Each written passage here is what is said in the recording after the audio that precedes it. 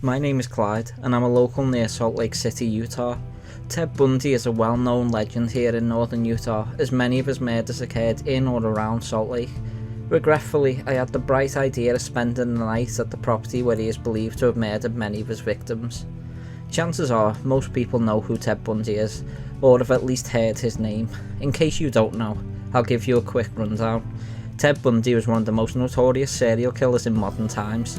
He admitted to killing at least 30 women, but is suspected that his actual body count is 70 or more. In Utah alone, Bundy admitted to 8 murders. Salt Lake City police records indicate that he may have committed as many as 11 murders. In 1989, he finally met his fate on the electric chair. Now back to me. I've started a YouTube channel that I'm trying to grow. After Netflix recently put a movie out starring Zac Efron as Ted Bundy, I thought that making a Halloween special vlog of a full night's stay at Ted Bundy's murder cellar would garner tens of thousands of clicks and subscriptions. Many locals around my Salt Lake and surrounding cities have at least visited the property as teenagers. Despite efforts to keep the dress under wraps, the location of the property is widely known.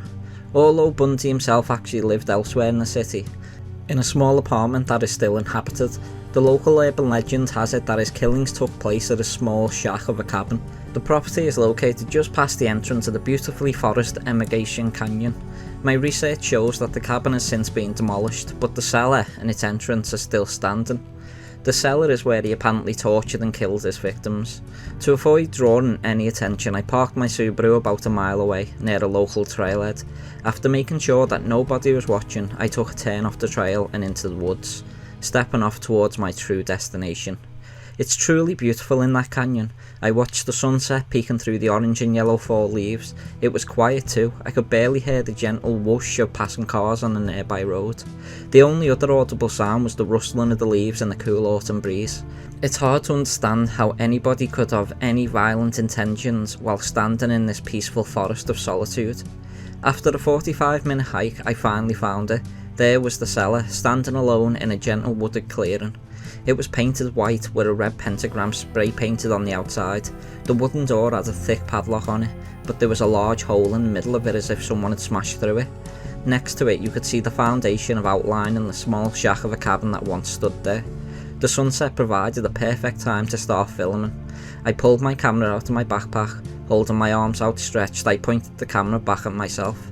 Welcome back to the channel and happy Halloween. Today we're doing something truly terrifying. We're standing now at the remains of Ted Bundy's murder cabin.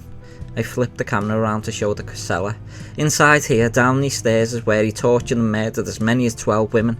This is where I will be spending the night. Should we go inside?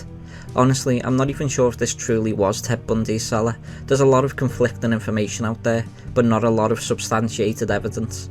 Chances are the stories of the murder cabin were not more than a local urban legend passed around by teens looking for a thrill. The viewers didn't need to know that though, and it made the event less scary for me. I took the camera with me through the hole and down the dreary stairs into the dank cellar. It was dark, so I clicked on the flashlight attached to my camera rig. I pointed the camera to various parts of the small cellar room, showing the cement walls covered in graffiti, the dirty floor and old rusty pipes. While showing the room, I told the viewers about the stories and legends of Ted Bundy's infamous murders, making them as dramatic and horrible as I can. After turning on my larger lantern to light up the room, I realised what I was standing on. Painted on the concrete floor was a huge red pentagram. This was not a sloppy spray paint job like what was on the outside of the cellar entrance. This was a perfectly proportioned pentagram. That discovery really should have been my first clue to leave. It was night now and completely dark. Time to get the real show going. I set the camera on the tripod and focused the view at the centre of the pentagram. Out of my backpack, I retrieved a prop that would really draw views, an old Ouija board that I had purchased on eBay. I honestly didn't believe that anything would happen. My plan was simply to make the planchette move on my own and pretend if the ghost of Bundy's victims were talking to me. I showed the board to the camera and lit a few candles for a creepy vibe. Setting the board down in the middle of the pentagram, I made circles with the planchette while chanting Ouija, Ouija, Ouija. Google taught me that this was how you start the game.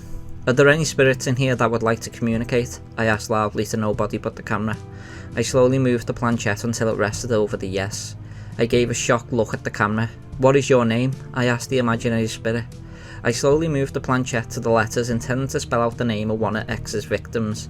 Nanc. At this point, I felt a small tug on the planchette. I stopped moving towards the Y. Although I had stopped moving it, the planchette continued to move in an arc by the edge of the board. I was no longer controlling the planchette. It was moving on its own. Now I was truly terrified. This was not what was supposed to happen. The planchette completed its arc and cut diagonally through the centre of the board, where it curved back up. It sped up at this point, completing a figure 8, and continuing into the next one. Terrified, I let go, but the planchette kept moving in figure 8s. It was speeding up, going faster and faster. That was it. This was too much, and it was time for me to go. I got up and turned for the stairs when everything changed. Immediately a different type of darkness fell, and it was suddenly so cold that I could see my breath. My eyes and ears were deceiving me. Everything around me was altered. All sound ceased to exist. I felt like I had taken acid and slipped into a different dimension somewhere between earth and hell. That's when the shadows appeared around me. These were the shadows of monstrous winged creatures. The shadows moved around the room, reaching at me. My hearing returned with a vengeance. I could now hear the horrific sounds of painstaking screams and cries, combined with the horrendous laughter of the shadow creatures. As I started for the stairs, a foul shadow beast appeared right in front of me, screaming at me as it grabbed for my chest. I stumbled backwards and slipped on the wooden planchette. I fell to the ground, smacking my head in the cement ground. Everything went black. When I came to, I was walking through a house that I did not recognise. I was horrified to realise that I had no control over my movements. As I was reaching for the doorknob, I saw that my hands weren't my hands at all. It was as if I was living a vivid dream, getting the first person view of someone else's life. We quietly entered the room that was behind that door, where a young, beautiful brunette girl was sitting at a desk reading a textbook.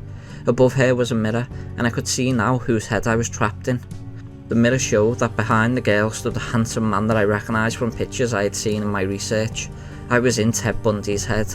Just as she looked up, seeing the man behind her in the mirror, Bundy swung down a hard metal pipe, knocking her out before she could even scream. Everything went black again. Now we were back in the cellar. I was still watching from the eyes of Bundy with no control over our movements.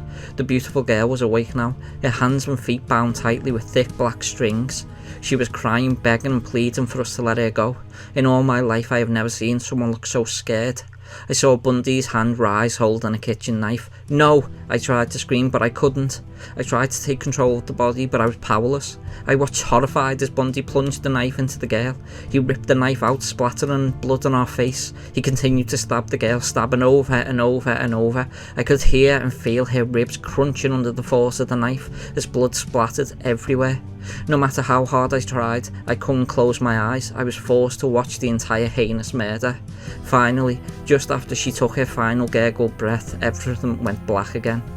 I woke up on the cellar floor as the sunlight was trickling back in through the hole in the cellar door.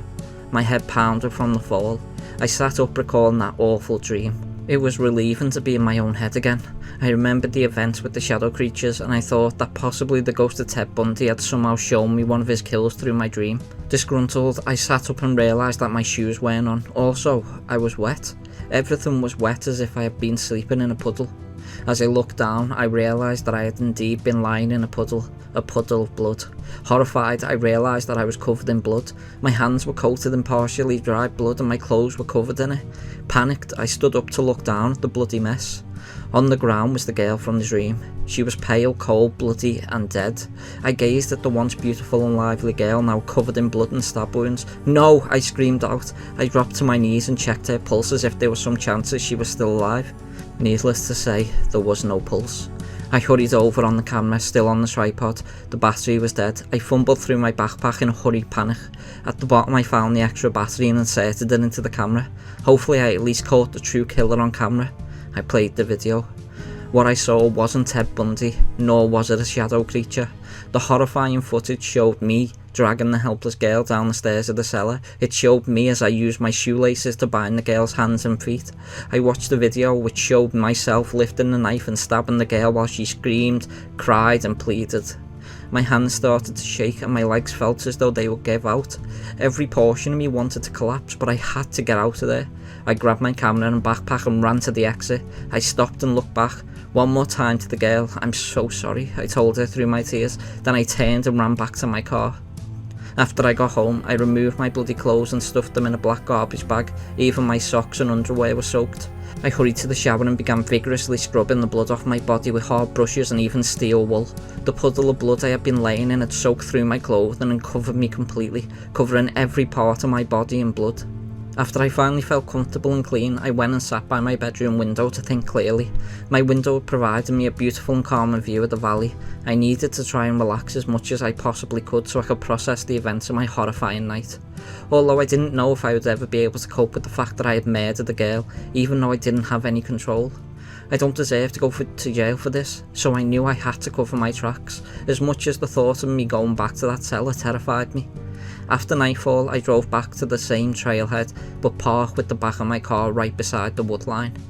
I had covered the trunk space in plastic and 50-gallon garbage bags. My backpack now contained duct tape and 2 gallons of bleach. The plan was simple: get in, bleach the body and knife, bag the body and dispose of it in a random dumpster. No body, no DNA, no murder charge. I reluctantly but discreetly followed my same path to the cellar. The woods did not provide the same sense of serenity as it previously had. Now, instead of peace, I felt panic and dread that made me jump at every last sound. I looked around, paranoid and suspicious of everything. Finally, I was almost at the property. As the entrance came into view, I wanted to throw up just thinking about what I was about to do. After looking around once again to make sure I was alone, I made a quiet but quick run to the entrance. Just as I was ready to make my entrance, I realised the hole in the wooden door wasn't there anymore. In fact, the door wasn't even wood, it was solid metal.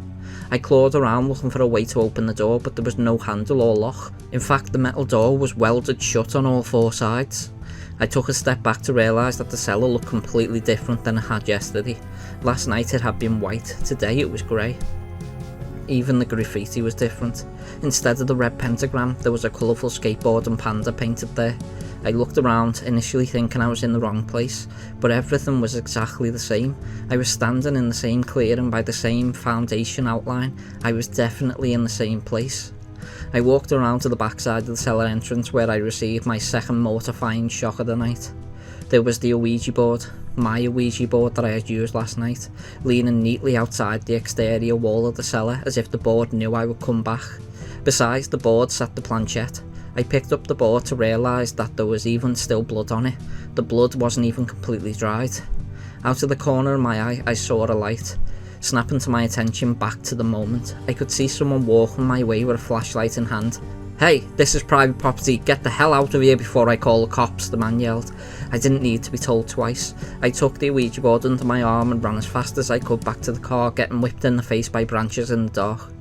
I'm home now, and trying to think as rationally as possible in my current emotional state. I've done more research, and that infamous cellar was actually welded shut a few months ago. So what the hell happened to me? I've reviewed the footage, which clearly shows me entering the cellar through a broken wooden door, and murdering the girl. The footage even showed the correct outside surrounding woods. I've even compared it to existing pictures of the property. It's the same, but how was there a different door there last night? The worst part is that the local news is now broken of a missing girl who appears to be abducted. I've seen the pictures and I know it's that girl that Bundy had murdered, or apparently, the girl that I had murdered. Here in my bedroom sits all of the evidence: a bag of bloody clothes, a bloody Ouija board, and most importantly, a memory card containing the footage of me murdering the girl. Everything I need to know that it really happened, and everything a jury would need to give me the death sentence.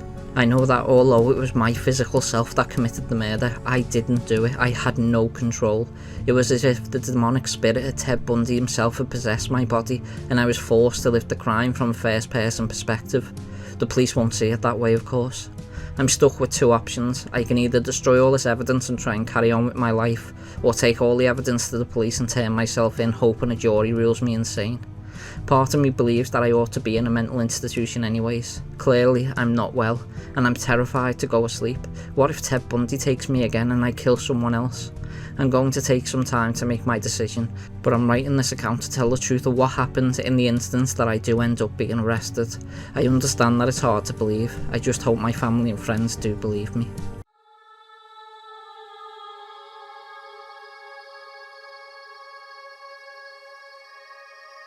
Thank you for watching today's video. If you like what you hear, please like, subscribe and comment.